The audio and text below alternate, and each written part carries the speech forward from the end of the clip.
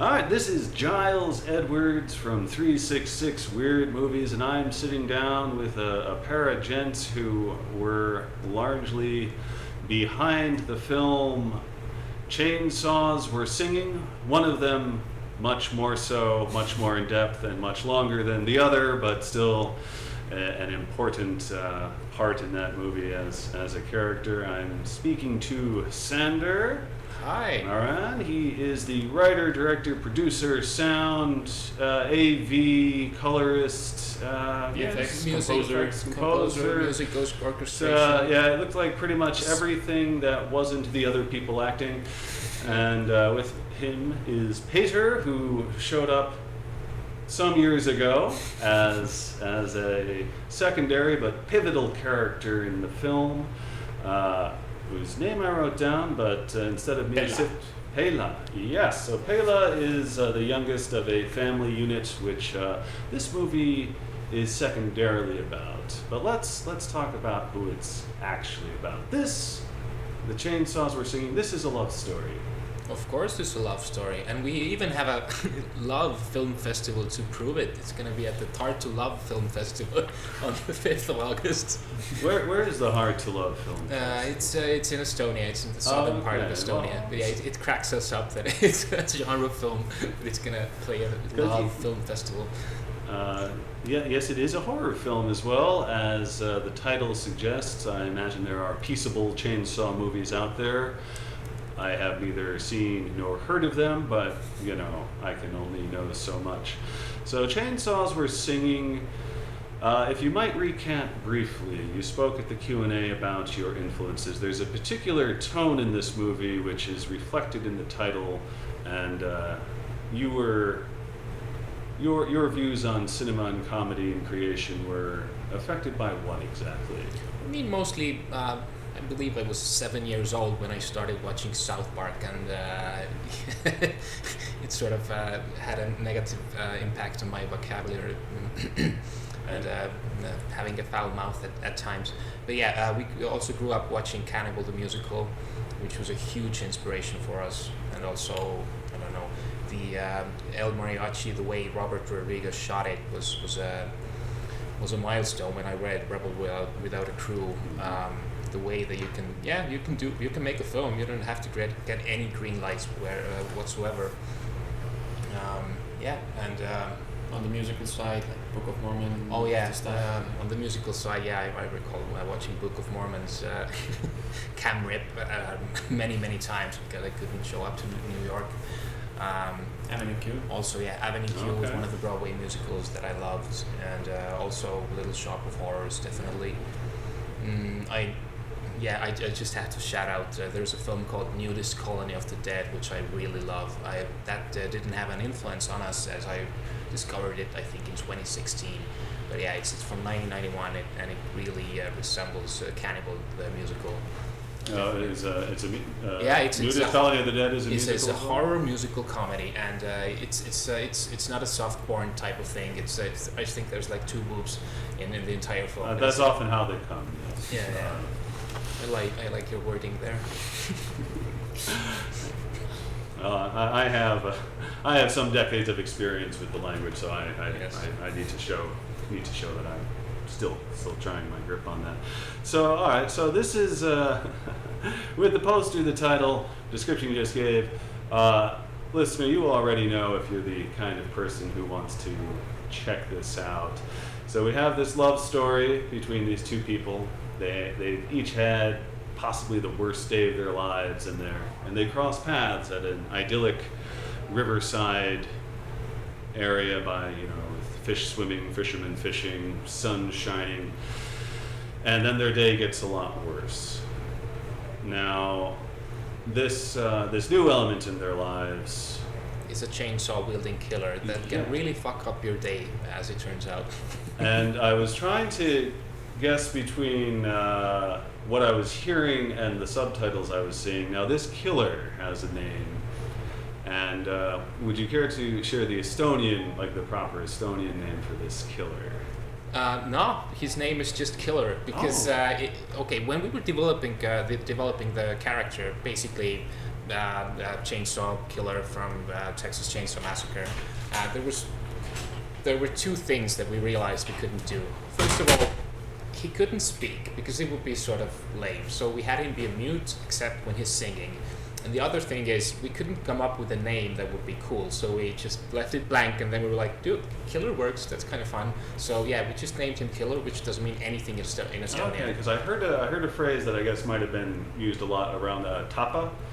Oh, tapa, that means kill in Estonia. Oh, okay, so Yeah. when he's singing kill, Yeah, kill, he's saying kill. kill. It's like Okay, a commandment because for I him. knew I had guessed pretty early on that he was Killer, and then I was hearing his delightful first variant Yes. about himself, very up tempo and joyous, and Tapa was part of the chorus there. Also, and I guess you asked about spoilers earlier. I will. This is more of a promise. There is a chainsaw solo, so the movie does live up, literally also to the title. I mean, if you're gonna make a film with a chainsaw killer and it's a musical, it would be almost criminal not to do a chainsaw solo. Yeah. Also, I'm the guy who dies during the chainsaw solo. Oh, Yeah. okay. I was wondering if It's you me. snuck yourself in there at all. Yeah, we're all in the film. Oh. Basically, most of the real actors are actors, but all of the people who die there are either crew members or friends or us recycled. Mhm. I believe he's in the film.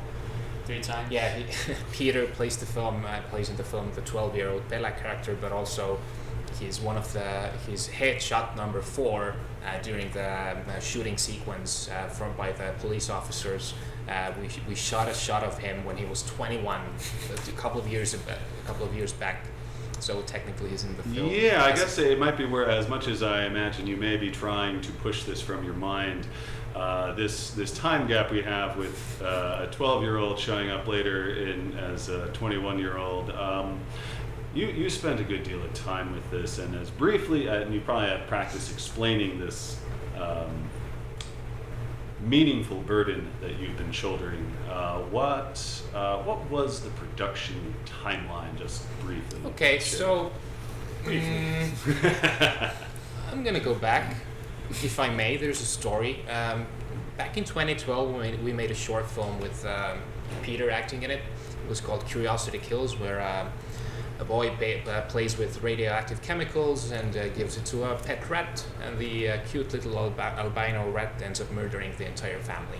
So that film did festival circuits pretty well. We were at the Lund Fantastic Film Festival in Sweden, where I met Timo Vuorensola, who's the guy who did Iron Sky.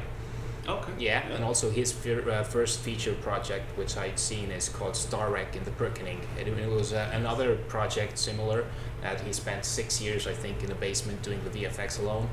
So he was giving me advice when we were driving from Malmo to Lund, and his advice was, so when you make your first feature, the only currency you have is time. So use it wisely. And I brushed it off as stupid device and said, no, we're gonna make ourselves real quick, real fast. Like 1 year, just quickly make a movie. Yeah. So during the summer of 2013, we shot the film, and we were gonna have it all nice and ready for the 2014 film festival, Uppsala Horror and Fantasy Film Festival. But yeah, that didn't happen. So after having like 8,000 video files and 160 hours of footage, I went into deep darkness with the editing, and I edited it for 2 years. Then the edit was sort of done. Then we just found out that the sound sucked, so we had to redub most of the dialogue. So that took us about a year or so. And editing that stuff is not funny. It's just very stupid, unnecessary work. Then about additional 2 years or so of just sound design. We tried to put together a team we paid some people to have it be a big post-production team, so we could have it out by December 2018. But that sort of blew up. We didn't get anywhere except in debt. So at one point I was like, okay, so we just wasted about a year and a half, and we got us nowhere except in some debt. So I figured, okay, I'm just gonna go on as a lone wolf and to see what I can do. So then I finished the sound design in a year or so. Then Then I did the VFX for about a year and a half. Then I had to learn musical orchestration from scratch, which is not as easy as you would think. Because I dabble in piano, but all the violins and drums and guitars and stuff, that was really new for me. I had an editor's approach, so basically I just edited all the single notes together to achieve the illusion of working music. Yeah, the whole film is a scam. It's just an illusion. No. The whole film is very precise. No. It's just a scam of a film. And also, then there was 2 years of color correction to top that. And then we arrive at 2024 pretty fast. And here you are at the fest. All right, so I've only got about a minute left, so I want to make one comment. No. I'm here to hear you talk, so you filling my time is what this is for. The color correction you mentioned, and I hear that took a lot of time. I mentioned to Peter here that I loved the look because I felt it fell right between The Sound of Music and Texas Chainsaw Massacre in regards to the palette and the crispness or not of the image. So that was a delight for me to observe there. So you worked a long time on this. You came in and out, lending a hand as you could, Peter. So after Fantasia, what you got lined up for this film, festival-wise, so people can see it? Festival-wise, unfortunately, we can't say many things out for now. But there will be many announcements in August, and some really cool ones. We're gonna announce a lot of festivals in the future. Everybody check out chainsawsweresinging.com, or we are available on social media. Facebook, Instagram, Twitter and stuff. But yes, chainsawsweresinging.com, there's a schedule for all upcoming festivals, and right now it only has a few entries, but it'll be updated soon. Well, that's good enough for me. And I guess I'll wrap up with a question that I wrap up every interview with. What's your hometown, and can you recommend a restaurant there? I mean, Tallinn is the capital of Estonia, where we're from, and I'm gonna say Hesburger, which is a Finnish burger joint that has very nice tasting cucumber mayonnaise in a burger. Yeah. You backing that one up, or do you have a? There's this another burger joint called Grill Stop. It's right next to a church. That's a good location. Yeah, near the Freedom Square. Yeah. If you're ever there, 6 a.m, go to Grill Stop. Oh, they're 24-hour, yeah. Oh, that is fantastic. Well, actually, it's about lunchtime for me anyway, so I've got some motivation here. In Canada, we have been non-stop going to A&W for the. They're 24 hours too, and the price point is perfect. I know. Absolutely, two mamas. I may go there now myself. So thank you very kindly, Thank you so Sander much, Giles. Thank you, Giles. And thank you, Maggie. Yep, our background press assistants couldn't do this without it. So I wish you the best of luck, and I look forward to writing up. Tonight, I'm so happy to see a full room because this is going to be an experience. This double feature of short and feature is going to have you laughing. It's going to have you, not just in a cute way. And I think it's this is going to be a once in a lifetime experience. I can't imagine a film like Chainsaws Are Singing play better than with a Fantasia crowd. And one thing that's super cool is our filmmakers, Sander and Sander Maran, are here all the way from Estonia. This is actually their first, not just their first screening at Fantasia, but their first ever Fantasia screening. So I think that we have to give them kind of the full experience. I'm going to start by inviting them down actually to kind of introduce the film. So let's give them one more hand of applause.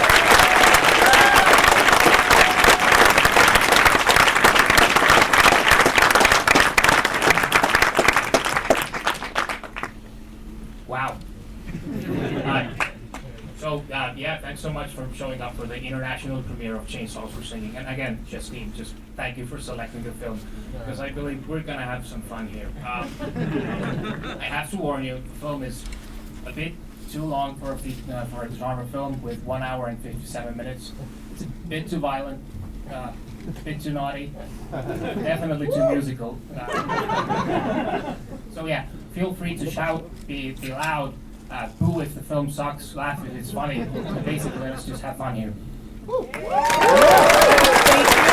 And we're also incredibly lucky to have a short film, Shitter. Yeah, I feel like it's self-described, so I'm going to invite down director Chris Schwab and Eric Toms, the star.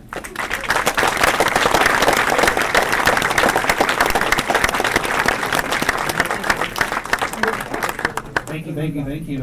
Hello, everyone. Thank you very much. Yes, thank you so much. We get the honor of being the appetizer to this feast that you're about to watch. And thank you again, Justine. Thank you, Fantasia. This is our first time here as well, and so we're so lucky, so excited, and thank you. I was here last year and got to witness firsthand just how much you Montrealans love movies and are loud and noisy and wonderful. So thank you so much for hosting us again. We really appreciate it. Thank you. So let them take their seats. And as always, remember you can vote for the public prize. And bon cinéma tout le monde!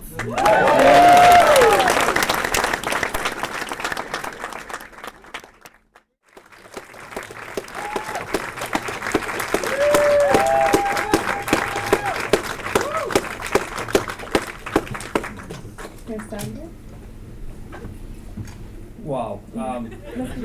So sorry for all the subtitles. People in the front row, they should give you a medal. I mean, wow. That must have sucked. I mean, I feel like I have to start at the obvious place, Sander. This film is... Most movies take a long time to make, but this movie took a long time to make. Yeah. Do you want to talk a little bit about that? We shot it in 2013. The little boy with the crossbow is this guy.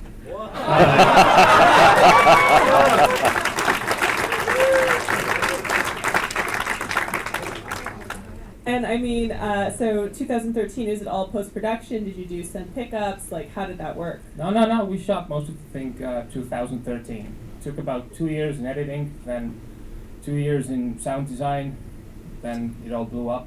Then I had to continue on my own. Then a year and a half of VFX, learned musical orchestration from scratch, and then the color correction. I don't recommend doing that at all. I mean, I guess the other obvious question is, do you have a musical background? I mean, the songs are super catchy. No, I dabble with piano a bit, but I none whatsoever. I don't have a musical education or anything. I just really hate musicals, and I wanted to do one right.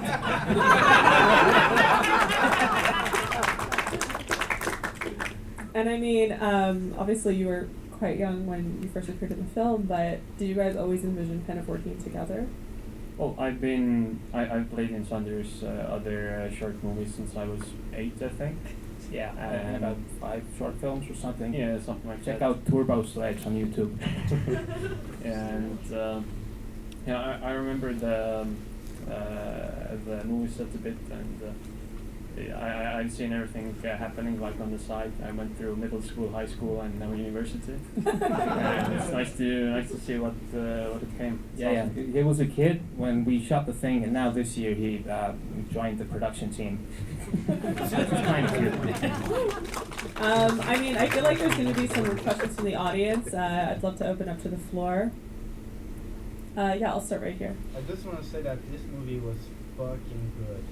Thanks, I appreciate it. It was that. amazing. I don't want to ask too many questions because we're going to have plenty of time, but I just wanted to say that it was so good. Aww, Thank you.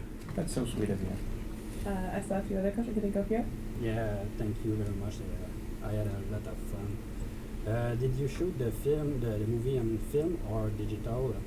Thanks. That means I did a great job with that color correction. No, we shot it with the cheapest, crappiest Canons we had. I think it was 60D, and I think it's Rebel in here in Canada. But yeah, it was shot on cheap digital cameras, and that's why it took 2 years of harrowing hard work to get the colors to look the way they do. Thanks. I have a question up here. Yeah, I just want to say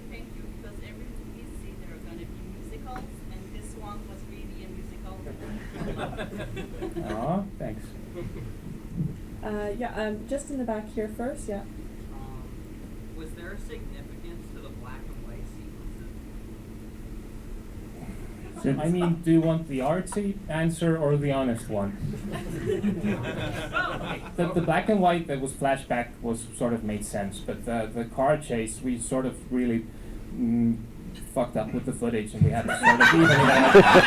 And then I thought we can't do the killer character in black and white because then his face just looks dirty. So we ended up doing the red and white and black that way.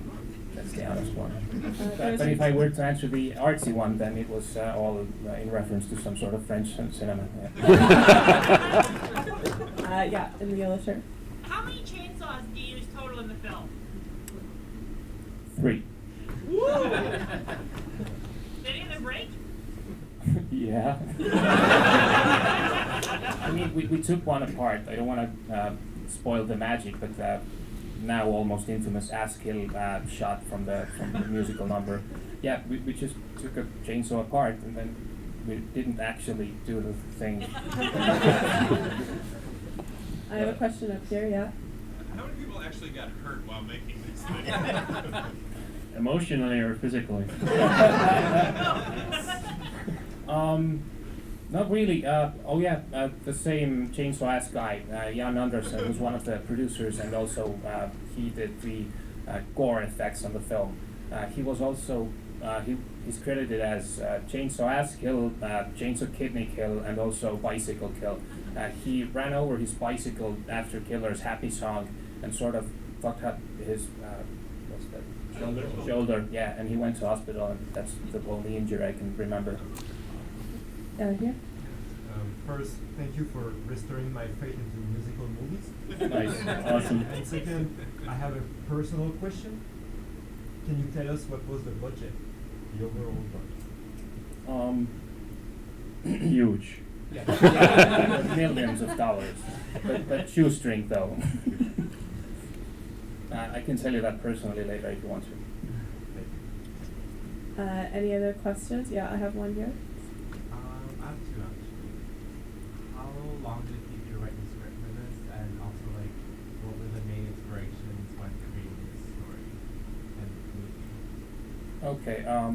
It took me only 2 months to write the script. Oh, fun fact! I remember writing scripts in high school, and I could always focus when the teacher was doing their thing, which was boring, and so I would just escape into my little script writing stuff. And then school ended, and then I ended up just crashing in university courses with a laptop, pretending to be a student, and that's how I wrote the script for two months, and also about 2 months of songwriting. The main inspirations, I'd say Cannibal the Musical, or everything by Trey Parker, Matt Stone, Monty Python. Peter Jackson's earlier work. What else is there? I mean, Lemmy. No, the best parts. Oh, South Park's Bigger. Oh, also Trey Parker and Matt Stone's Book of Mormon sort of had a influence on the Bukake scene. And also early Robert Rodriguez's stuff that he did. And he did El Narachi. That was a huge inspiration for us. I had a question here and then right there. What was the most complicated kill to get on camera? It's the ass kill. They were actually planning on having a scene when the killer just uses a handsaw and saws into another guy's face. And then the other producers said that it's too gross, it's too fucked up. And it's way too violent. And we were just sort of trying to figure out the angles and the VFX and the blood, and then they wouldn't have it, and so we were like, okay, how about chainsaw ass kill? And yeah, that's totally cool. Yeah, we'll do that. by they wouldn't have it. Our third brother was like the grown-up. The hippie character in the film. He's the one who didn't allow it. Oh, I have to say this fun fact. He's in the film when he's 12 years old, and also in the shootout sequence, first part of the film. He's actually being shot as a 21-year-old as well. We shot that 2 years ago. That was the last official shooting day, right? Yeah. Yeah, it was right here. Yeah, Tom has a couple of stunts, like when he's hanging off the bridge or when he's hanging out the car ready to jump. Was there any level of safety precautions for that? Or? None whatsoever. Actually, we just, the way we shot the car sequence, Police showed up. he basically climbed out of the window and he had his hands on the window, sill, and just held onto the car roof. And I was in front of him doing the same thing, only with only one hand, and the other hand with a camera, and so that was kind of rough. And we were sort of focused with the filming that we didn't realize that about 50 cars were behind us, and all beeping their horns. They were mad as hell. Do we have any other questions? Yeah, right here. Are you looking to do something like that again, like musicals or things like that? 10 years alone, definitely. Not really. I've been really deep into this project, so I'm sort of trying to climb out of here. So I definitely have ideas, and I think we all do, but I think it's going to be about a year and a half or two to try to sell this thing and get it out, which we've never done before. I think we have time for one or two more questions. Yeah, I'll go over here and then there. Yeah. Have you considered doing full rhyming translations for the songs later down the line? Full what translations? Full rhyming translations. I tried it. It's a bit of a problem with double rhymes. I did the translations myself. I'm still doing them. This screening, I was learning a lot with what works and what doesn't. It's really tough to get the Estonian rhymes to sort of translate. You want to help us out or anything? And yeah, over here. Will it be available, like, to get a copy of the film, like, online? Yeah, we're Someday. hoping to make deals and stuff. Yeah, right now we're going to hit the festival circuit for about 2 years. I don't know. We'll try to get, with this film, that's a short period. But yeah, definitely we're hoping to make Blu-ray deals and VOD and everything, stuff like that. Yeah. I think we have time for one more if somebody has a question. Yeah, up here. The wardrobe changes for one character. Nice. Someone noticed it, awesome. Is that warm filming, or does that sort of happen? No, that was written into the character. Like, for no reason, he would just have, in every scene, he would have different clothes. And the fun thing is, most people don't really notice. Like, he goes from having all the way fishing gear, like rubber, to wearing the tux, and nobody seems to notice. That's sort of the joke on the viewer. I think that we'll close it off there. They're going to be around for the second screening, and they'll be around, so ask them questions. And remember, you can vote for the public prize. Don't forget to vote if you love the film. It means a lot. Let's give it up one more time for Chainsaw Over Singing.